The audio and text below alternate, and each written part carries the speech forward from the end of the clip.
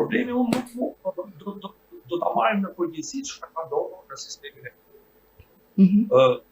qëllimet e reformës nuk janë arritur nëpërmjet sistemit të vetimit. Përkundrazi, është shtuar korrupsioni, janë zgjata fatet e gjyqeve që duhet mbaronin kohë, ka humbur aksesin drejtësi, nuk njihen më vendimet e Strasburgut, pra reformat në drejtësi në farë mënyre ka shkatruar sistemin e drejtësisë. Po të kemi parasysh në raportin e Departamentit Amerikan të Shtetit, rezulton nga viti 2016 që ka filluar reforma e drejtësisë, dhe sot është rritur korrupsioni. Po kemi parasysh dhe deklarimin e Altin Dumarit, drejtuesit Spako, që kemi një rritje të korrupsionit nga administratët publike, tregon për dëshimin e reformës drejtësisë. Qëllimi i reformës drejtësisë nuk ka qenë shkarkimi i magjistratëve ose largimi i tyre.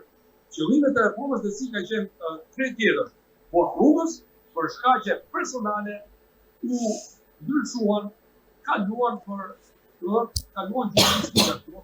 Po kemi me plot gojë që ka gjurnalistikën.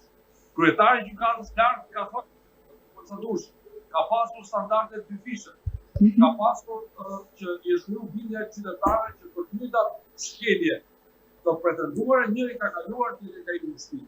Çka tregon për mos funksionimin si duhet të vetimit. Por nuk shqetëson kjo.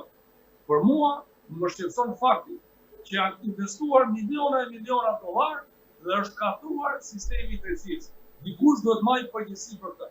Pra, shkatrimin e sistemit të drejtësisë.